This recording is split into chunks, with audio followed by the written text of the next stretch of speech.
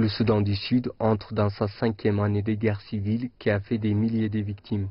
Au cours de ces années, les partis d'opposition sud-soudanaises ont signé cet accord de paix et de cessez-le-feu qui ont été violés en raison des conflits d'intérêts politiques. Le dernier accord a été signé en août 2015. La violation de cet accord a entraîné les chaos actuels que connaît le pays. Lors du forum de haut niveau sur la revitalisation de la paix au Soudan du Sud, qui se tient du 18 au 22 décembre à Addis Abeba, 17 factions belligérantes et le gouvernement ont signé un accord de cessation des hostilités, de protection humaine et d'accès humanitaire. Nous avons fait un petit progrès, mais c'est important pour les Sud-Soudanais. Cela fait longtemps que le peuple du Soudan du Sud le mérite.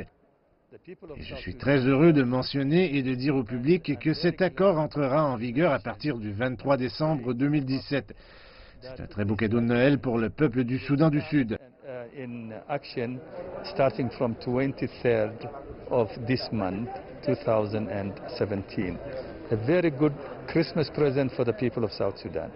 Présente au forum de pourparlers de paix, la représentante spéciale du gouvernement chinois pour les affaires africaines a dit que la signature de l'accord de paix était un pas important et marquerait un renouveau de la paix et de la stabilité pour les Sud-Soudanais. J'espère que cela jette vraiment une base importante pour continuer à aller de l'avant pour les différentes parties du Sud-Soudan. Bien entendu, la communauté internationale, les partenaires internationaux ont beaucoup soutenu les efforts des différentes parties prenantes dans le processus de paix.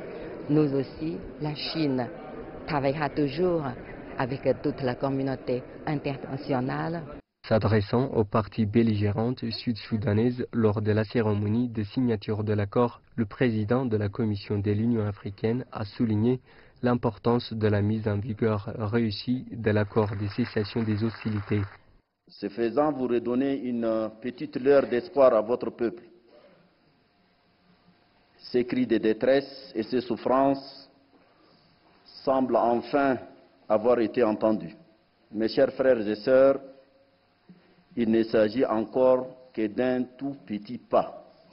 Le test du sérieux de votre engagement résidera dans les actions pratiques que vous prendrez pour donner effet à ce qui a été convenu dans l'accord. La communauté internationale a appelé les groupes signataires et étrangers à honorer l'accord. Elle a également promis de soutenir les efforts de l'IGAD pour maintenir l'accord de paix. Reportage de CGTN français, Addis Abeba, Éthiopie, Zinab Halafom.